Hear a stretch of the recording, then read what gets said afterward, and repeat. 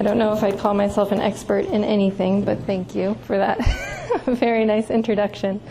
And I'd like to thank you guys all for being here today and to listen to me speak. I hope I provide you some meaningful information, and I would like some comments or feedback on what you guys are seeing in the field as well as what you're doing research-wise. So thank you for everybody at Minnesota for also inviting me.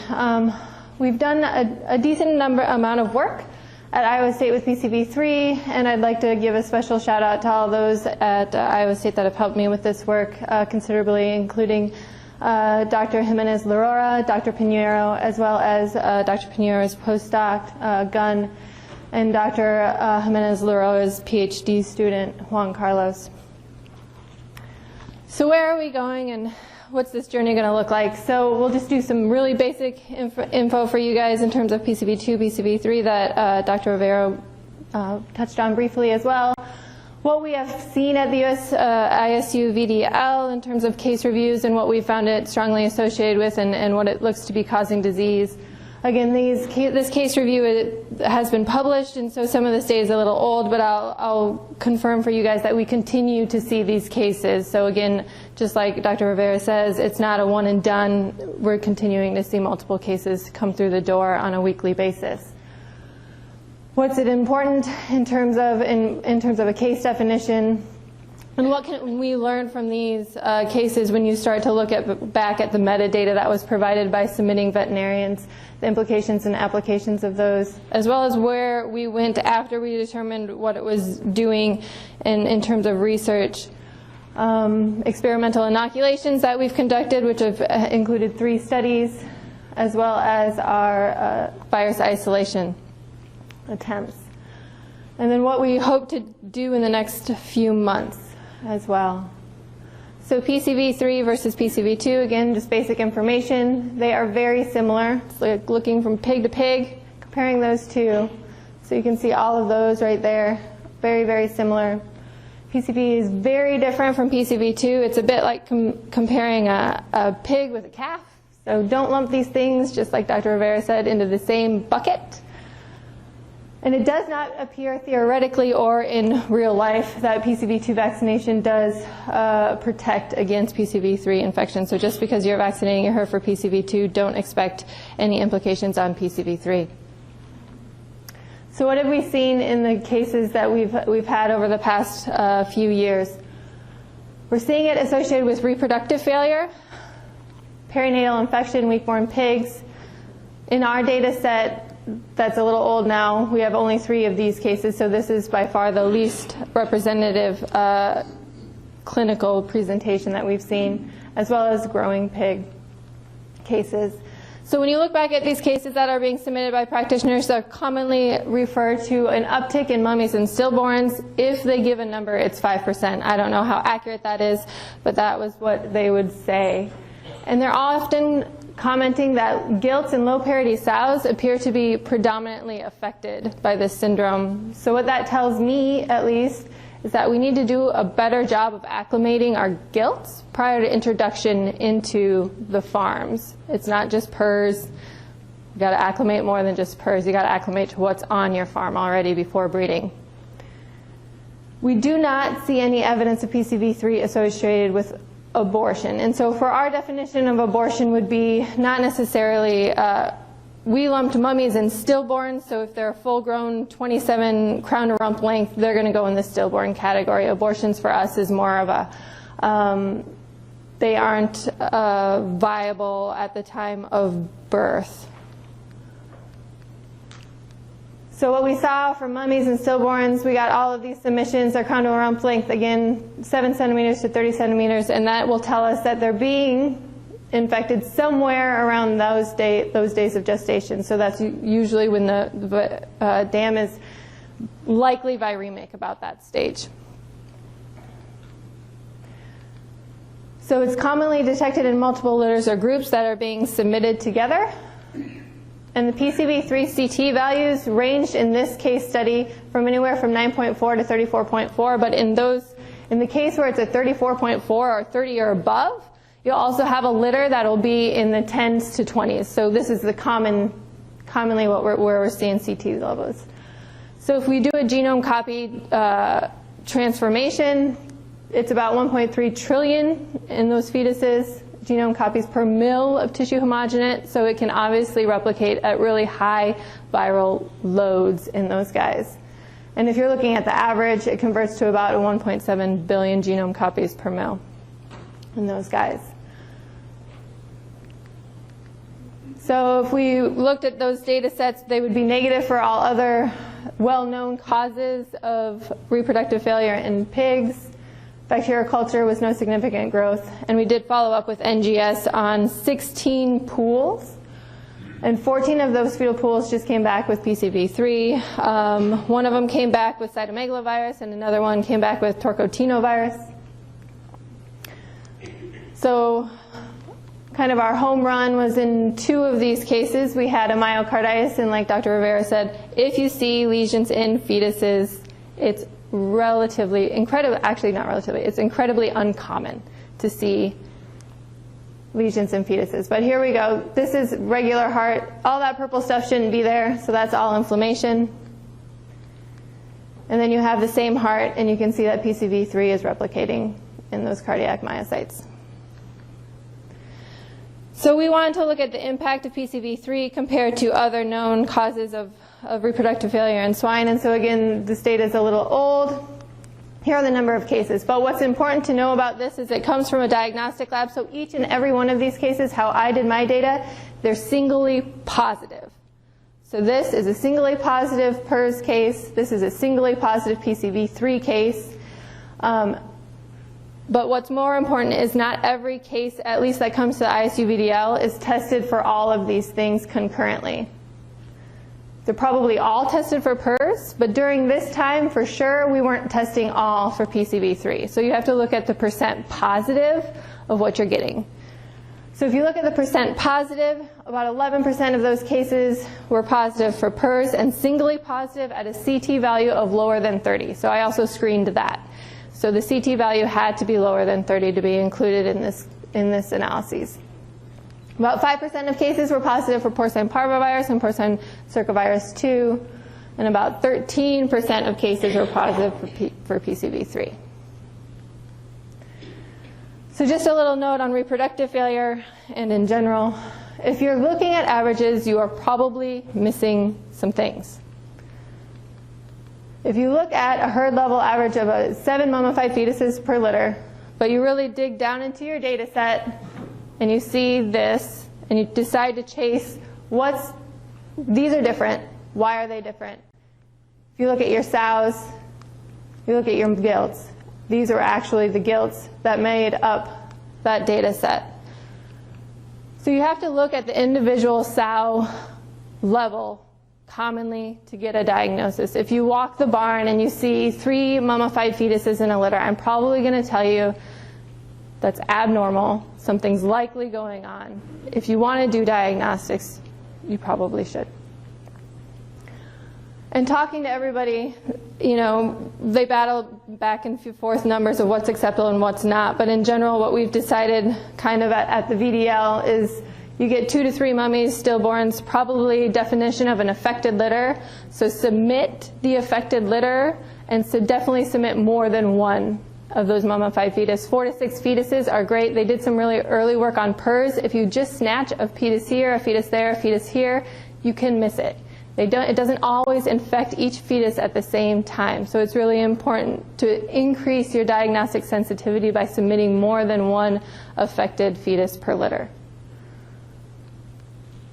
And this is really varied by who I've talked to on the phone, but anywhere, so 5% hit the trigger for some practitioners to submit, while it was 10 to 15% for others. So this varies considerably on a herd level, what's acceptable. So perinatal infections, we've had 3 cases of weak-born and abnormal piglets. We actually detected it in these guys' brain a lot lower than, not a lot, but at considerable CT values compared to fetuses. And what we see in each and one of these cases was inflammation in the brain. So this is an area of gliosis. There's inflammation surrounding that vessel. And then you can see PCV3 replicating in the brain of that piglet. Concurrently, there was also myocarditis. This newborn was actually frozen, so that's why you have some artifact. But all this purple stuff should not be there. So that's inflammation. And then again, you have PCV3 replicating in the cardiac myocytes, those pigs. So again, if you look at what we can do without looking at experimental inoculations, I think that when you talk to pathologists, the closest we can get to causation is going to be a lesion with in situ. So growing pigs, we see 3 to 10 weeks. Commonly, they're 4 to 6 weeks old. Clinical signs do vary based on what you guys are submitting, anywhere from dermatopathy to loss of condition or sickly-looking pigs. Lesions at the cell level are distinctive, and usually the CT is in the low 20s.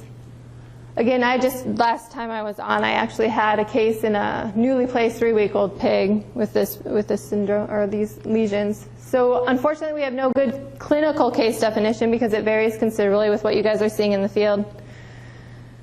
We don't know the number of % of pigs affected on effective farms, but it's probably low.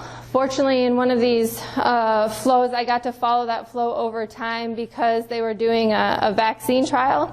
And it just happened to be that they followed these pigs out to like 12 weeks, but they would resubmit pigs looking for a different agent. And the pigs that they picked, for some reason, always had this periarteritis thing going on. So again, just like Dr. Rivera showed you guys, so this is a heart, this is a vessel, and there's inflammation around there.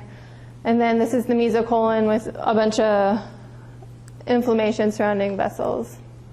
And then PCV3. For some reason, PCV3 likes to replicate. It seems like it has a proclivity for the cardiovascular system, so it likes to be in smooth muscle or cardiac myocytes.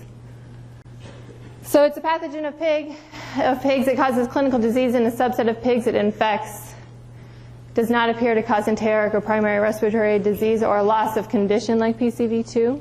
At least that's what we've found. And what's its impact? We really don't have a great answer right now. It looks like it primarily affects the fetal wastage in the United States. So I think, again, another note to acclimate the gilts to endemic agents that they may not have previously seen. So moving on to the meats and potatoes of this. So research, given that it looks like it's a pathogen of pig, we should probably know more about it, have some diagnostic assays to investigate it. So we went and we did some experimental inoculations. We were hoping for the development of histologic lesions, of course, as well as understanding infection dynamics and develop a serologic assay. During this time, we also performed some virus isolation. So unfortunately, we needed to do these research trials in CDCD pigs, which cost about $1,000 a pop. So sample size is really quite small. However, we did do it. So in this, there's a room here. These pigs didn't receive anything. They were strict negative controls. There was 3 of them. There was 3 pigs that just got KLH with incomplete Freud's adjuvant. If you guys aren't familiar with PCV2 models, this is what they commonly use as immunostimulant in PCV2 models for reproduction of disease. We gave PCV3 to the 6 pigs, as well as PCV3 and the KLH with incomplete Freud's adjuvant. And again, this is a room, so these guys were held separately from those. We took serum, nasal swabs, and fecal swabs at 11 different time points during the duration of the study. Well, I should tell you a little bit about what this was. So PCV3, we didn't have an isolate at that time, so what we did was we took samples from a fetal case and samples from a week-born piglet case that had those really low CTs. They were submitted for NGS to screen for any other known pathogens. They came up clean, so then we filtered them. And it was a tissue homogenate that we gave to these guys. The CT values were as low as 8, ranged from 8 to 11. And those guys received that tissue homogenate intranasally as well as IM. So nasal swabs, we could detect it anywhere from 3 days until 28 days post-inoculation. CT values ranged between 26 and 34. Fecal swabs were really inconsistent, however they were positive in a small proportion of animals. About half of the animals in the adjuvanted group with PCV3 were positive at 3 and 10 days post-inoculation, and our last positive was 35 days post-inoculation.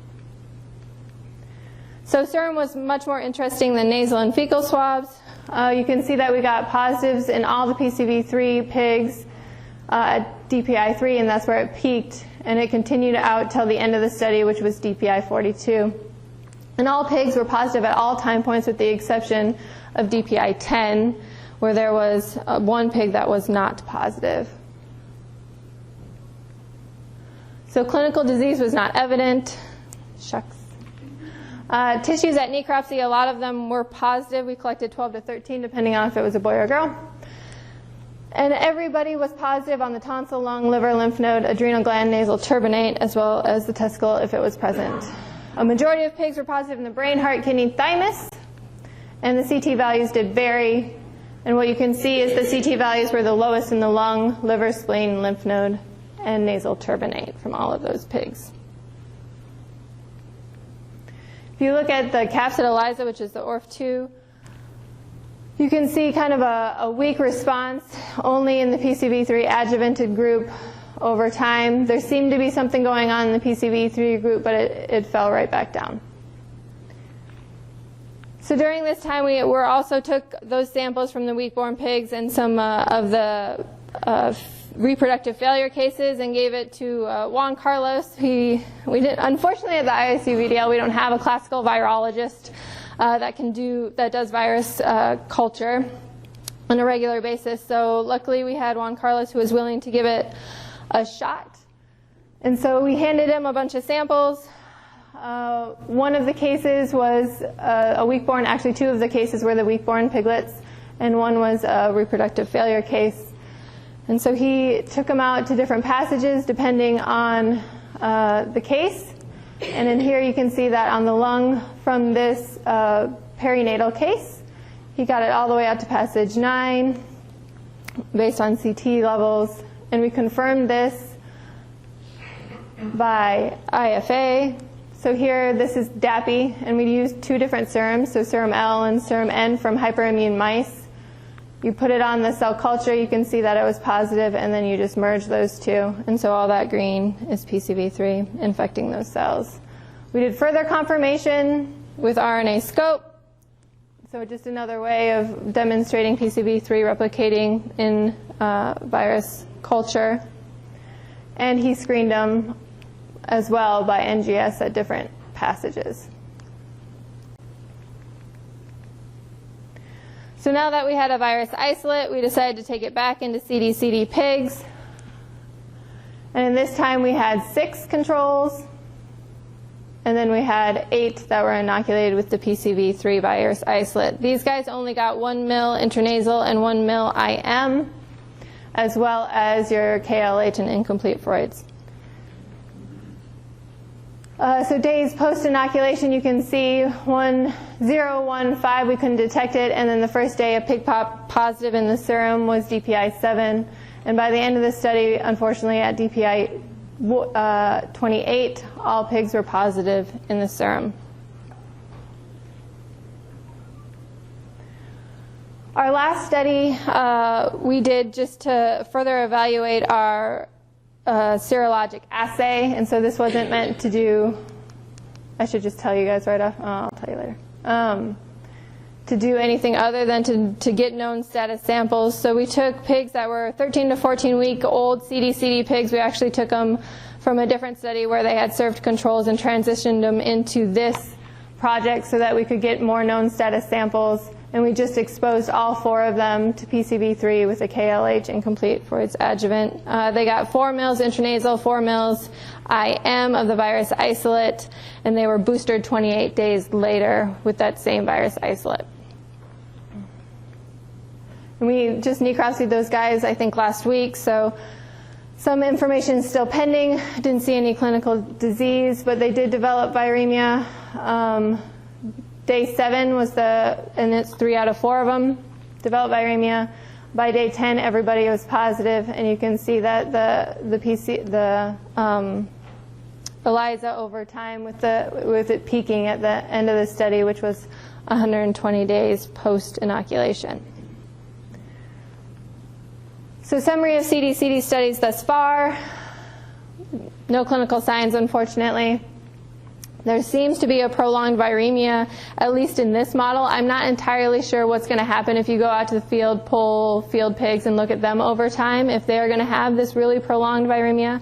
If you talk about 120 days with pretty considerable CTs in the 20s, 30s, like the mid-20s, I'm not entirely sure that that you would find the same thing in conventional pigs or not. CDCD pigs are great at many things, and they can guarantee you many things. However, I'm not entirely sure that it's you can take that information and directly apply it to the infection dynamics in the field. Their microbiota is different, their immune response could be different, so I wouldn't say for sure that in the field you're going to also have a prolonged viremia in those guys. You can detect it in nasal secretions, and there's transient shedding in feces. So next steps for us is look a little bit more into the serologic assay, looking at infection dynamics. It would be great to get into the field and really understand how it moves through an affected herd. Monitor interventions such as guilt exposure or vaccination. Really, reproduction of disease is what everybody's going for, not only for to better understand it, but also for vaccine efficacy trials. Looking at co-infections, maybe doing PRRS, porcine parvovirus. Again, if you guys are familiar with PCV2, which PCV3 is different, but PCV2, looking at seeing if that is of utility to getting those histologic lesions. If you're doing a growing pig CDCD model, I don't know about the development of histologic lesions in those guys, given that we only held them for how long we held them. So it'll be really interesting to see if we can do the growing pig model. I would really like, and I think we plan on doing a sow reproduction model, which I think is really going to be the nuts and bolts of it. Seems like that's how it's impacting our herd the most is fetal wastage. So that's of keen interest to me. And then looking at, of course, vaccine efficacy trials. Everybody wants an answer if they think they have a problem. And vaccine in general is usually the go-to for that. I think we need some information on efficacies of what's available. And I hope that that information comes out in a timely manner. So do you guys have any questions or comments, insights of what you guys have been doing? Anything like that? Yeah. I might have missed this, but did you say what cell line was used and successful with virus isolation? So it's PK15. Yep, a PK15 cell line. Yeah. You mentioned that there were no clinical signs following the experimental infection. I assume that we have looked at the tissues to see if there were histological lesions. You know, that mentioned everything about. So I would say for the tissue homogenate and the virus isolate, there are lesions. They are there. There's inflammation surrounding vessels. However, it's not one that I'm going to put up on this board and be like, look at this, it's fantastic, because it's not. And it can be pretty non-specific. And so I think we're waiting on some additional like RNA scope things to say, okay, we have lesion, that's mild, it's mild. And we have in situ to confirm that PCV3 is the important factor for that. So unfortunately, I think the jury is still out on all that, and I'd really like to see additional information to confirm that those mild changes are consistent with PCV3. Oh, no.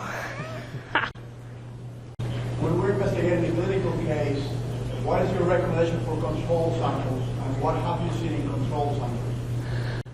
So what is your definition of what clinical signs are you seeing? Like, what's your case definition for your clinical signs? Are you doing fetal wastage? Are you doing growing pig? Both? So in terms of fetal wastage, it's really hard to have controls for mummies and stillborns. But for us, if you go out and you find a case definition of affected litter with 2 to 3 mummies and stillborns, and then you submit 4 to 6 of those from that litter, and you pool for a PCR, and you get a CT 25 and below, you probably have your diagnosis. And for controls, I'm not sure how you would do that. Fetuses shouldn't have anything in them other than host genome in general. They shouldn't be replicating a virus. So having something in the trillions or billions of copies is biologically significant in a fetus, especially if you're seeing it in stillborns and mummies. So ask off of that. So you're telling me you're not necessarily seeing anything histologically on mummies or stillborns. You're going off of low PCR positive CT levels. So in the 22 cases that were involved in the case report, 2 of them did have lesions of myocarditis with PCV. So you can see it. It's rare, and it's rare with PERS. For instance, I had a litter of PERS piglets submitted to me. There was 15, and I wanted to know how many do you actually see lesions in? It was 1 out of those 15 that and it was incredibly mild. And so if you guys are submitting 3 fetuses, 4 fetuses from an entire litter, it's probably unlikely that we're going to see lesions in those guys. Yeah? You know anything about transmission to boar semen? I don't know anything about transmission to boar semen or proof that it happens. However, I would say if you find a virus in the serum, it can probably be found in the semen, and then it's another jump to go, is it at an infectious dose to be introduced into a herd?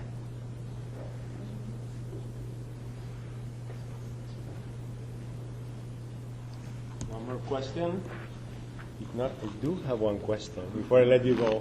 And maybe you covered this already a little bit, but some people have gotten really good at diagnosing PERS fetal death problems by sampling the sow and getting PCR positive results in the sow. What do you think about that approach for PCV3 in the absence of having the actual fetal samples? I don't know if we know enough about PCV3 and its duration of viremia in a sow that had reproductive failure. Do you guys? What are your thoughts on that? I don't think we have enough information, and I don't think we should be doing diagnosis of reproductive problems based on PCR positive on the sow only. Yeah. That's right now. That's my approach, but Yeah. we still need to learn a lot. For PERS, we know a lot more, but it's a different story. Yep. Thank you all. Thank you very much.